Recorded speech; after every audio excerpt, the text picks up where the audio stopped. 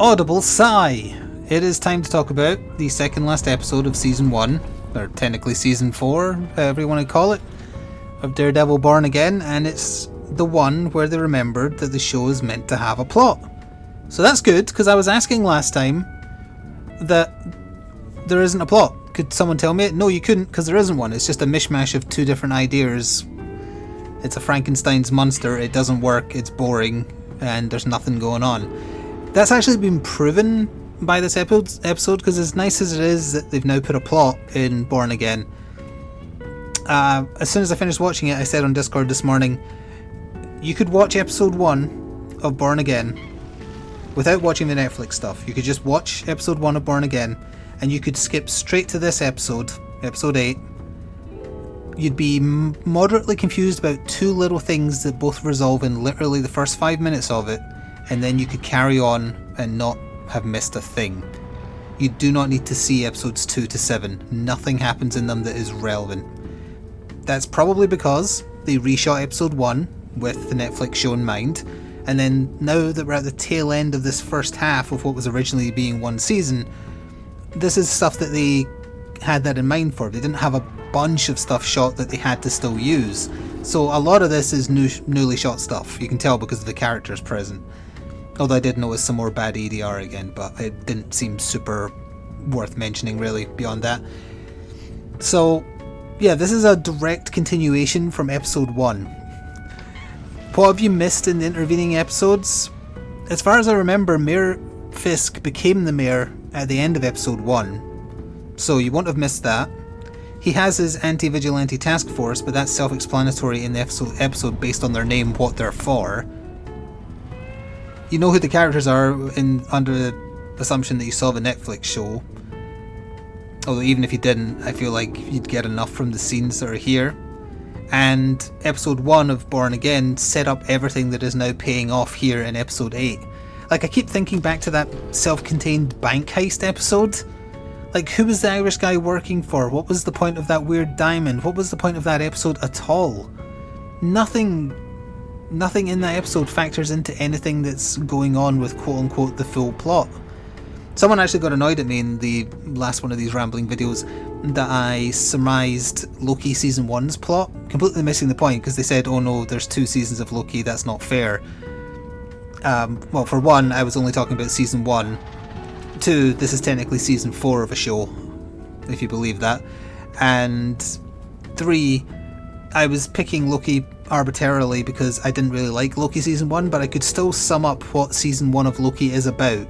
It's not only about what I said, but as an overview of what it was about, that tells someone, okay, so that's the situation, that's roughly the story. Obviously more stuff will happen and there's twists at the end. I could not do the same for Born Again prior to this episode. Prior to episode 8, no idea. Now that we've got episode 8, yeah, okay, there's a plot. It's a bit late, because there's only one episode left after this. But hey, there's a plot. So what happens? Well, the two things I mentioned that would be really confusing if you did skip straight from episode 1 to this one. Muse. There's a little bit of fallout from Muse being dead. Specifically, Matt's girlfriend shot him to death. So Muse as a character, doesn't matter if you don't know who he is, they could have just said masked serial killer and you'd have literally the same outcome from how he's mentioned in this episode. Episode opens with Matt's girlfriend now having a character, because she hasn't really had a character so far. She's just been a therapist and a book writer. She has a character now, and hang on, let me just check how deep into the video we are. Yeah, her character is now that she's a cunt, and I don't know why. She's a horrible, horrible bitch. So she's looking very grumpy sitting on Matt's couch, and she just says, I murdered him. Obviously talking about Muse, so I was thinking, okay, she's traumatized. She killed a man. She's going to be traumatized. She is not traumatized. She is not sad. She is not emotional. She is angry. Well, I guess anger is an emotion. I mean, she's not weeping about it. It hasn't shook her to her core or anything like that. She is angry that she had to kill a masked serial killer in her office, and she likens Daredevil and Muse to being one and the same problem, that vigilantes or masked hoodlums are the problem, not the serial killer, and she calls them cowards for wearing masks. Matt says, surely you're not putting Daredevil and Muse in the same category. And she is. She is. She hates Daredevil as much as Muse. Matt is obviously a bit annoyed about this and says, but Daredevil saved your life. She replies, you weren't there. You can't say that. I saved my life. That is not true. She was dying. Muse had slit her wrist, and I mean not across the tracks, it was down the road. She was dying. She tried twice to get away from Muse and failed. Muse was about to kill her when Daredevil intervenes. Now, he didn't kill Muse. He wouldn't have needed to. He had won the fight by that point. He speared his baton through Muse's shoulder blade. He was not a threat anymore. Speaking of which, about that fight scene, we watched it after the last rambling I did. I did not notice how awful the cut is to... I don't know the name of Matt's girlfriend. I think it's Samantha. She wasn't a character until now, so I never took the time to learn it. The abrupt cut from her being on the opposite side of the room where the gun is to teleporting to a shot where you can see she is not there, suddenly standing behind the desk on the opposite end of the room pointing the gun at Muse. It is a terrible edit. They must have cut some stuff because it makes no sense. But it's an appalling edit. But either way, she takes the credit for getting herself out of the situation by shooting a defeated man to death. Also ignoring the fact that she then was bleeding out, collapsed. But she remembered enough about the situation that she quote-unquote saved herself, but she didn't remember Daredevil saving her life by, sealing up her wrist, and she didn't remember that Daredevil knew her name for some reason. So I don't know why they've turned her into this absolute arse, but they have. They've decided her personality is at odds with Matt. She doesn't like vigilantes or serial killers, and she's siding with Fisk and his anti-vigilante task force. So she's now... that's to create drama going forwards, I guess, because Matt's Daredevil, obviously, and she's going to find out. She almost finds out at the end of the episode, actually. But it's out of nowhere. Like, this has not been building. She's writing a book about vigilantes, but you've got to remember, this is a world where the MCU exists. This is a world where Spider-Man exists, and some other heroes who hide their identity. I know most of the Avengers don't, but... So this is not something that works. It comes out of nowhere, and I don't know why she's suddenly got this horrible, venomous attitude. It's awful. And not just because she's saying it to Matt, but the fact that she says, no, I saved myself. That I honestly wanted to turn the episode off. But I had to watch the rest. So then comes to the other thing in the first 5 minutes. Yes, we're only that deep into the episode. Where if you did skip from episode 1 to episode 8, this would only be the other point of confusion, and that is Adam, Fisk's wife's affair person, who Fisk has been keeping in a cage for an indeterminable amount of time and has now taken to beating him occasionally. Turns out he didn't beat him to death. He has been still just kept in his cage. Kingpin pulls him out every so often, beats him and puts him back in. So that's lovely. But he takes Vanessa to where he's been keeping Adam prisoner.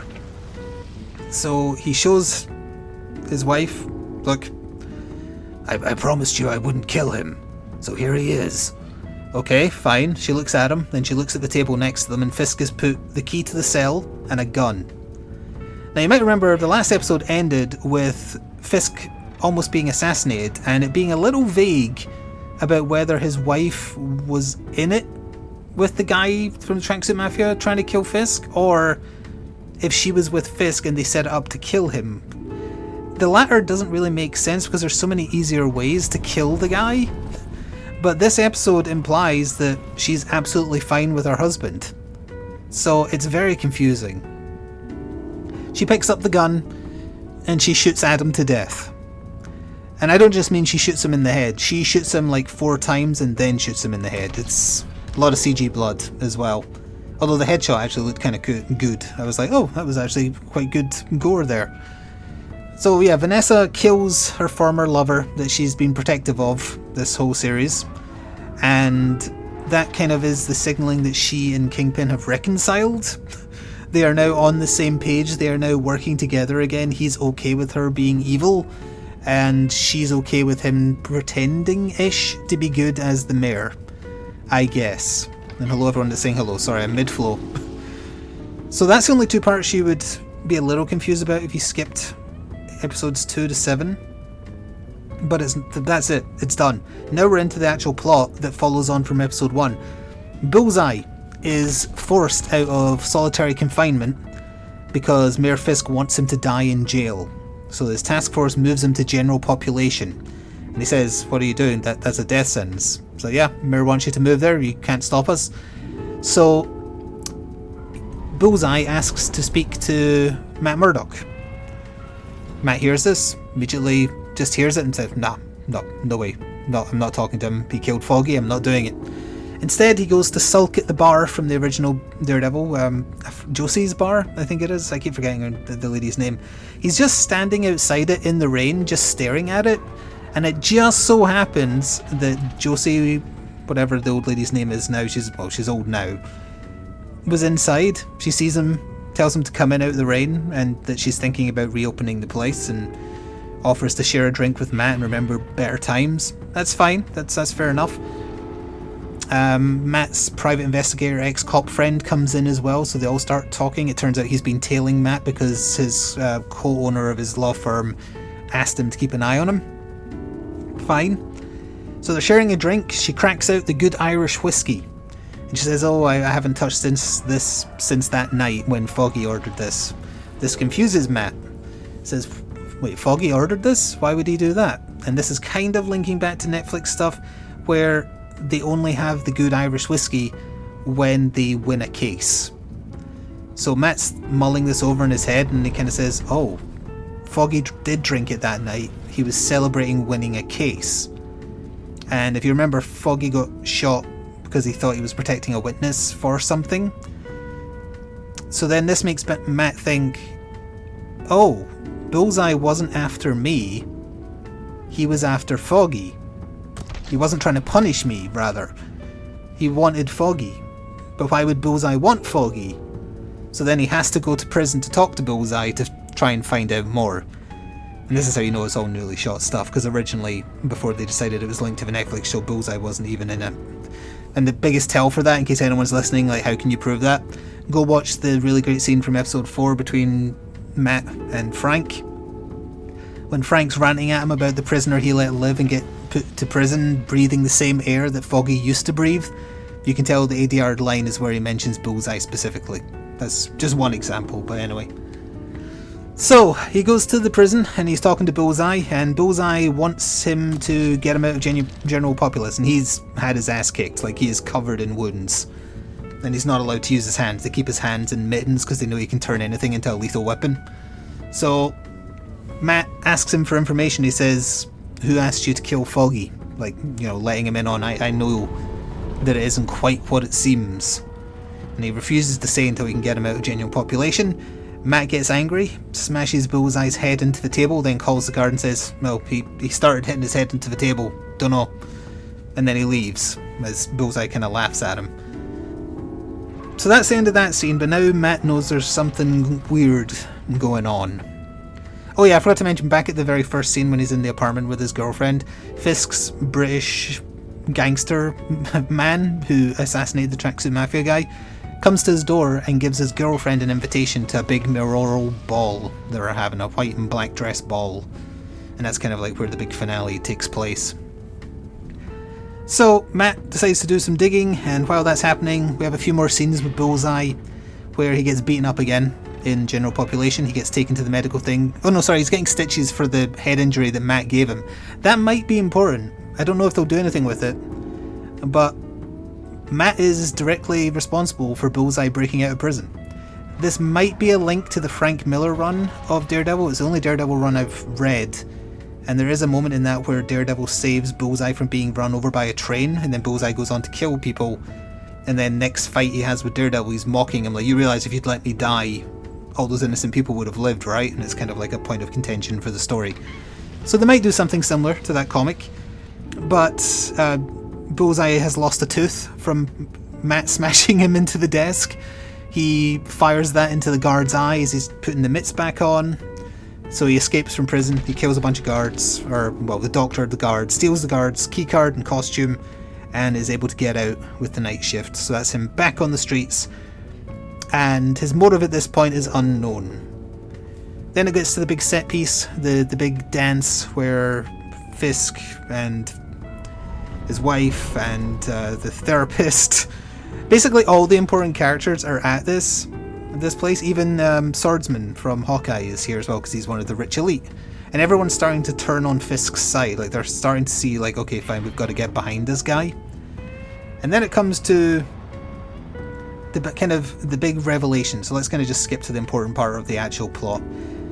Matt's dancing with his girlfriend while Kingpin is dancing with Vanessa. And he's listening to them whisper and talk about things. And he has a realization that the person who hired Bullseye was Vanessa. Because Vanessa was interested in protecting the person that Foggy was going to get put in jail. And he kind of has this moment where he says out loud, it was her. It was never Kingpin, it was her. So that is fine as a twist, that it was Vanessa, because that kind of makes sense until you start remembering this is meant to be attached to the Netflix show. Like, Vanessa hiring Bullseye to kill a guy who just happens to be Matt's best friend, that works. Season 3 of Daredevil ended with Bullseye trying very, very hard to kill Fisk and especially Vanessa. He would not work for her. Even if you tried to tempt him with ruining Matt's life, like, Matt's kind of like the third party in that three-way fight at the end of Season 3. Because it's Kingpin, Bullseye, Daredevil all in a room. And Vanessa's there as well. So, this Bullseye would never work for Vanessa, but whatever, you've got to accept that he did for some reason. Maybe for healing him after Season 3, because he had his back broken by Fisk, although why would she do that when she was still on good terms with her husband at that point? We can only guess until we have some more information. So, Vanessa is the one who killed Foggy indirectly by hiring Bullseye, and presumably wanted Karen dead as well. Why Bullseye opted to try and kill her up close, but it's just for the meme, I guess. So, he realizes that, so he kind of cuts in and dances with Vanessa, saying, I know you did it, I'm going to find out why, I'm going to get you sent down. And she just kind of says to him, oh, does your girlfriend know that you're Daredevil? And while this is going on, Fisk and his girlfriend are dancing, and they're both very annoyed. And, like, Fisk is just on the cusp of saying, like, by the way, your husband, did I say husband? Boyfriend. Your boyfriend is Daredevil. He doesn't get out that far because of other stuff happening. Bullseye has infiltrated the place. It is filled with a lot of important characters. He has gotten up into the rafters where one of Fisk's anti-vigilante team were and killed them, taken their rifle, and he is aiming down at everybody in the room. Of the notable characters present at this moment, you've got Matt, you've got Kingpin, you've got Vanessa, you've got Matt's girlfriend, you've got the chief of police, you've got the entirety of the anti-vigilante task force, you've got Swordman, the vigilante, you've got BB the reporter, you've got all of the important staff on Fisk's team. They're all in this ballroom. He has time to fire once before they inevitably start shooting back at him and he has to retreat. Who does he fire at? What's your guess? Who is he there to kill? I'll wait a little bit to see. The waiter? You do actually see a waiter get his hand stuck in a deep fryer just to show that the bad cop team are bad. Because he dared to take a picture of the mayor and his wife dancing. The girlfriend, random NPC. The person he is there to kill, which does raise some questions. Swordsman, let's go with the stupid option, the girlfriend. Nope, he is there to kill Kingpin. He aims at Kingpin and he takes the shot. So that does beg the question, is that on Vanessa's orders? Maybe old orders? Maybe new orders? Maybe it's linking back to the Netflix show, because he really wanted to kill Fisk back then, so that's understandable, but not that he'd be working for his wife, but he would want to kill the Kingpin from the Netflix show. He tried to many times. So, is that why? He probably doesn't want to kill Vanessa. Vanessa's been paying him to do stuff. He likes having authoritative women kind of keeping him in line. That's a thing that's established in the Netflix show. They just go with it. That's partially why he hates Fisk, incidentally. He had a psychiatrist that was kind of keeping him grounded. Fisk kills her, and that sends him off the deep end. So, he takes the shot at Kingpin, and then for some reason, Matt does a get down, Mr. President, and gets shot instead. Why does Matt save Kingpin's life? I don't know. I also presume we're to assume that Kingpin has lost all of his knife and bulletproof suits. Because long before John Wick did that shit, Netflix Daredevil did it. Fisk wears a suit that is knife and bullet resistant. Also, Daredevil's suit is made from the same stuff, so him getting slashed by Muse in the previous episode doesn't really work, but whatever. Nice guy syndrome? My theory is the reason they very quickly get him to the point where, oh, Vanessa did it, not Fisk. Fisk is actually trying to be a better person, leads him to believe Fisk is completely innocent. And if this was just the things Fisk has done in Born Again, he's imprisoned a man and beaten him up, but Matt doesn't know that. The things Matt knows he has done are not that bad, relatively speaking. But this is Netflix Kingpin, apparently. Matt would not take a bullet for him.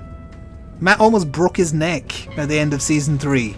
He was this close. He pulled back because he wanted to be a better person. But yeah, he jumps in front of the bullet, takes the bullet, he's bleeding out on the floor, no one cares except his girlfriend, everyone else flees, guarding the mayor. You don't see what happens to Bullseye. And that's kind of like the cliffhanger before the season ends next week. So, like I say, this is the only other episode that's had any plot. It is directly continuing on from episode 1. It is ignoring everything else in between. The crooked cops that have worshipped the Punisher himself, Muse, White Tiger, the bank episode, the gangsters that were robbing the bank. All an utter waste of time. It's all just garbage. You do not need to watch it. Once we get episode 9, which will obviously be a direct follow-on from this episode, episode 1, episode 8, episode 9, you've got about a 2-hour long, kind of shitty Daredevil movie. You don't need to see anything else. It's all of it is superfluous rubbish.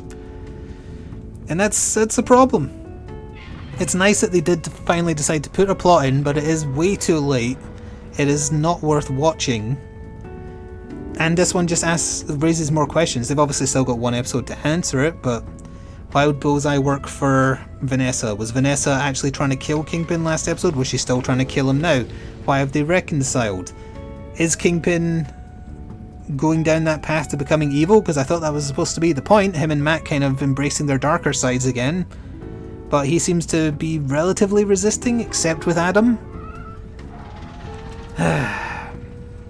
Yeah, the only thing with going from episode 1 to 8 would be you missed the one good scene between Matt and the Punisher, but that has led to nothing as well. There's not been any good fight scenes, none of them have been good. The episode 1 fight scene at least pretended to be a one-shot fight scene, but it's not any good. So that leaves us with a very confusing mess of them trying to cram in a lot of plot into the episodes where they didn't have pre-filmed stuff they had to work around. They've ruined Matt's girlfriend as a character. She's just an unlikable bitch. Vanessa... Look, if Vanessa ends up being the big bad, like I said last time, that's fine. I'm fine with that. She'd be a good villain. The Bullseye stuff doesn't work because he hates all those people there. It does kind of... it makes sense that he aims for Fisk, in my opinion. If this was the Netflix Daredevil, he would aim for Kingpin. Or sorry, the Bullseye from Netflix Daredevil. He would aim for Kingpin and he'd kill him. Why does he keep aiming for the heart instead of the head in all instances of sniping? I do not know. But there you have it. Putting all the plot here does not make the journey worth it. And oh yeah, I had another comment that said I had rose-tinted... Oh no, sorry, it was a very smug comment. It said, Matt's not the only one wearing rose-tinted spectacles. Clearly you are remembering the Netflix show as being better than it is because they're both terrible. Now, if that's their personal opinion, I obviously disagree, but they're entitled to think that the Netflix Daredevil is bad and as bad as Born Again. I rewatch the fight scenes from the Netflix Daredevil now and then, so I know for sure those are good. I've been watching just clips of them talking, just to remind myself. Like, maybe they're right. Maybe I was putting the old Netflix show on too high of a pedestal.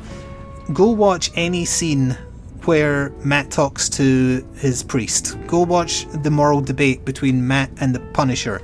Go watch Matt giving his closing arguments from the court case at the start of Defenders. Go watch him talking to his mother in Season 3 who they've just forgotten exists for this one.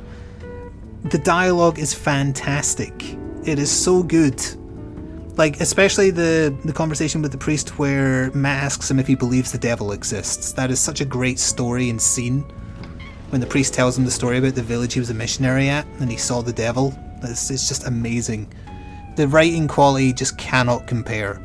Now, you might have found the Netflix show boring. That's fair enough. But I vehemently disagree and have confirmed it by rewatching just to make sure. Just to, try any scene that YouTube threw up to me. If I typed in Netflix Daredevil, I was watching a few of them. And yeah, I'm not misremembering. The difference in quality between fight scenes and talking scenes is apparent, and the amount of plot holes and just confusing mess of, like, I'm not sure what they're doing with it. I don't believe these are the same characters, even with the newly shot stuff that pretends to link back to the Netflix show. Character motivations are all over the place. Character development is near non-existent. This episode has alleviated that slightly, and I guess we'll see next week when the finale of the season comes out. And there's a lot of stuff that hasn't happened yet that's been in the trailers, like that fight scene I keep mentioning with the task force and the Punisher showing up with a shotgun. So I presume that's going to happen, but it will be rather odd because, like, Matt is going to be in hospital with a gunshot wound having saved the mayor, which I guess will give him a relative level of protection. So I don't know. I really don't know. I just want to see those crooked cops get their asses handed to them in a good fight scene. That would be very satisfying. But whether or not that happens, I guess we'll check back in a week. Audible sigh.